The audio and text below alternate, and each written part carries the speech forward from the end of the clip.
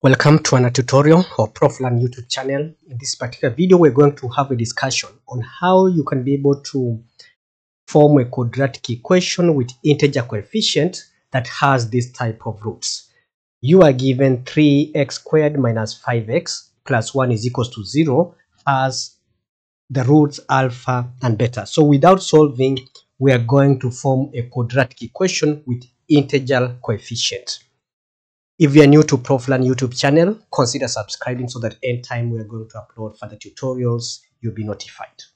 Now, we need to go straight and try to prepare this question so that we can be able to work it out. First, we are going to write this quadratic equation that the way it was given. Squared minus 5x plus 1 is equals to 0.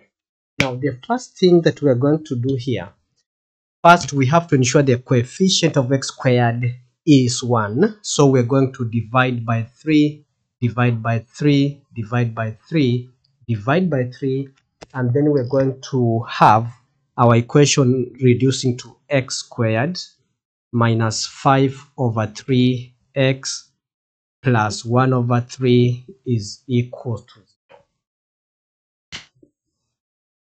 Now, at this point of time, we need now to say that the sum of the two roots, alpha and beta, that is alpha plus beta, is going to be equal to this negative of this value we have here.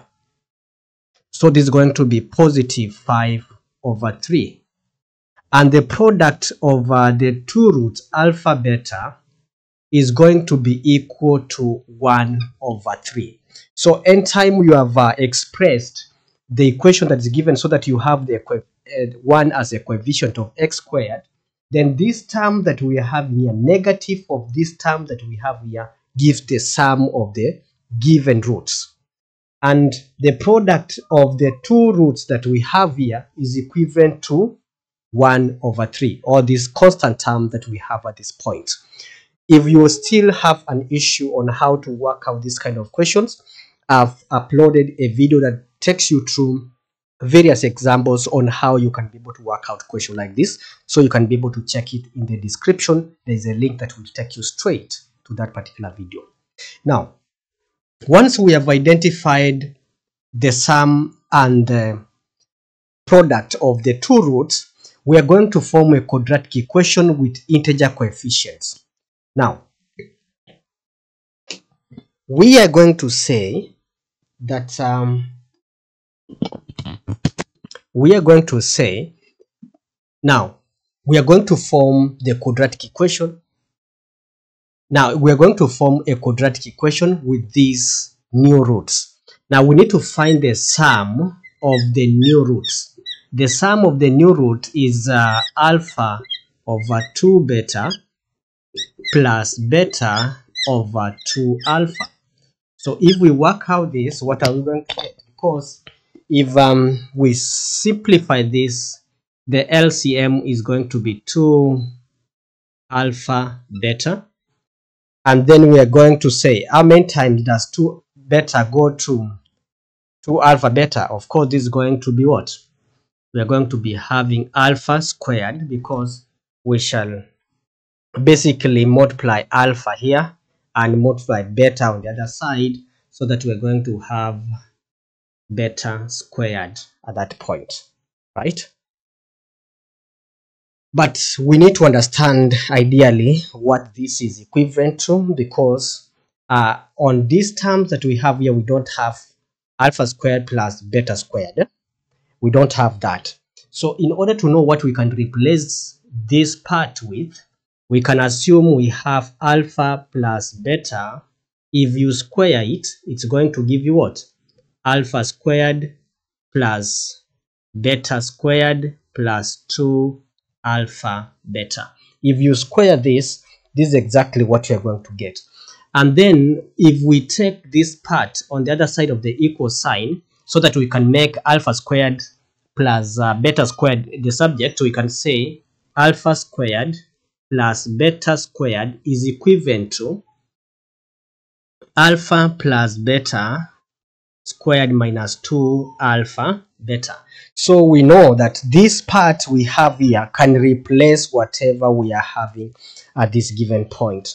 So let's go ahead and continue working it out. Now here we're going to say that the sum of these two, we are going to replace this part that we have here with alpha plus beta squared minus 2 alpha beta divide by what? 2 alpha beta. Now at that point, you see we have alpha plus beta, which can be replaced by 5 over 3.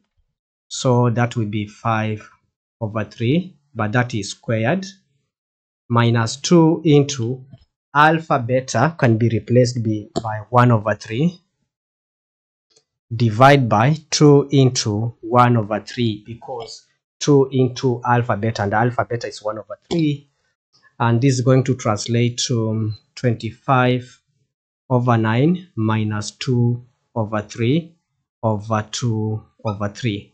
So if we work out this, let's check what this is going to reduce to. Let me just put that in the calculator.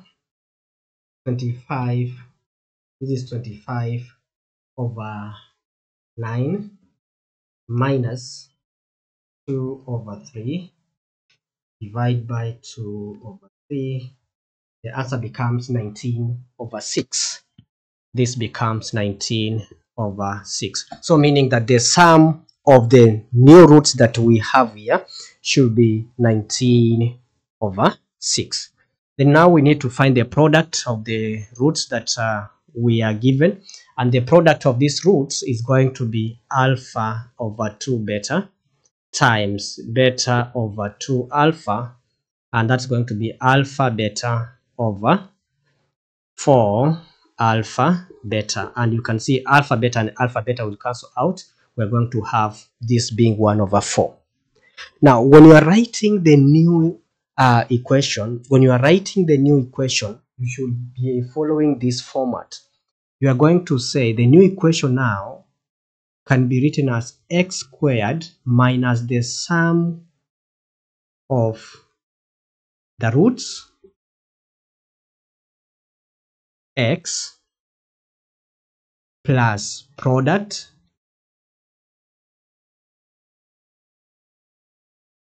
of the roots is equals to 0. So that is how you write the new equation once we have found the product, and once you have found the sum like that. Now we're going to use this relation in order to write the new equation that we are asked to write. And to write that, we're going to say x squared minus the sum of the roots. The sum of the roots is this value that we got here. So we're going to say negative of 19 over 6 x, because we have this x here, and then we're going to say plus the product of the roots, which is going to be 1 over 4 is equals to 0. So this is what we have, but the question was quadratic equation with integer coefficients. There's no way we can be able to leave this equation the way it is. The coefficients must be integers. And to write the integer coefficient in this case, I can ask myself 6 and 4. I need an LCM so that I can be able to multiply it all through, so that I get rid of the fraction. So I need to multiply this by 12. I multiply this by 12. I multiply this by 12. I multiply this by 12 as well. So if I multiply that by 12, my equation is going to reduce to 12 x squared minus, this goes twice, so that's going to be minus 38 x plus 3 is equal to 0. Now this becomes the equation that we were expected to obtain. If you have found value from this video, consider subscribing so that anytime I'm going to upload another tutorial, you'll be notified. Also check in the description, there is a link that will take you straight to where I've worked more of these kind of questions. See you in the next video.